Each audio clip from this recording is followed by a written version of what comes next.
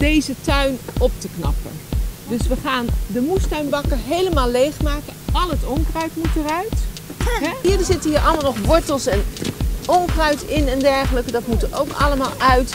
Dus je moet gewoon eens even een beetje diep graven ook om te kijken van wat zit er allemaal nog in qua onkruid. Kijk, hier heb je ook alweer wortels en dergelijke. Maar moeten per se alle wortels eruit? Echt alle? Nou, dat wordt wel moeilijk hoor. Ja, oké, het meeste, hè, wat je weghaalt heb je volgend voorjaar geen last van. Nou, we leren in eerste instantie de kinderen hier hoe je van een zaadje tot een plant komt en wat er allemaal voor nodig is. Want een plant heeft natuurlijk water nodig, die heeft voeding nodig, die heeft af en toe dat het even weer bijgewerkt wordt. Hè? Dat je kijkt hoe het ermee staat, of er geen ongedierte bij zit en dergelijke.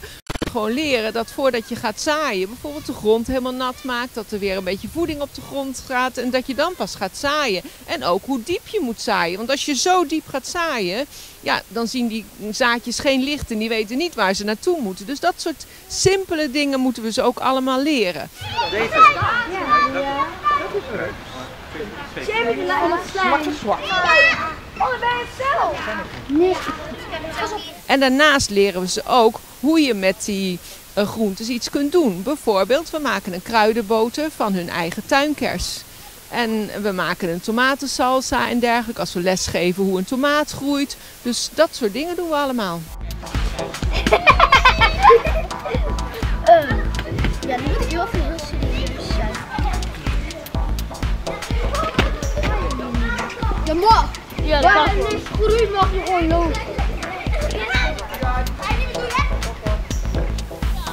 Ik ben Nick. En ik ben nu het grond een beetje aan het omhalen. Dus als het een beetje luchtig wordt.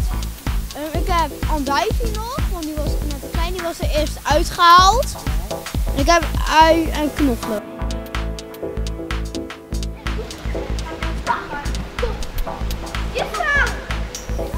Ik heet Eden. Ik heet Caralisa.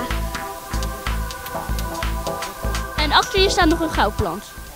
Maar ik heb ook vernomen dat jullie dan ook wel eens naar het bos gaan. En dat is ook een soort natuurles, denk ik. Wat doen jullie daar?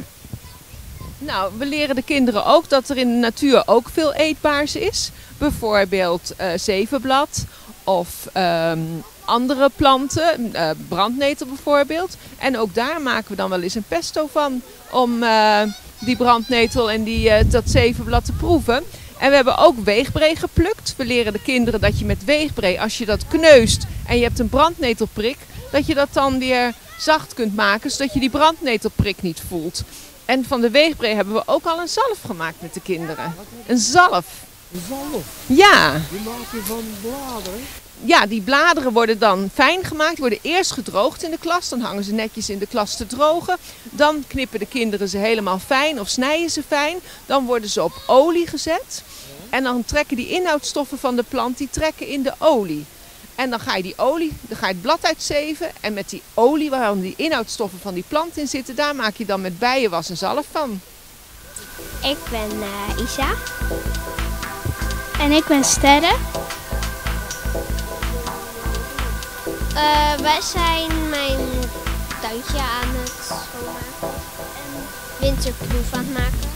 En daarna mag er een wit muts over, zodat het zo schoon blijft. Ui en knoflook. Ja, dat koopt mijn moeder altijd. Hi, ik heet Sienna.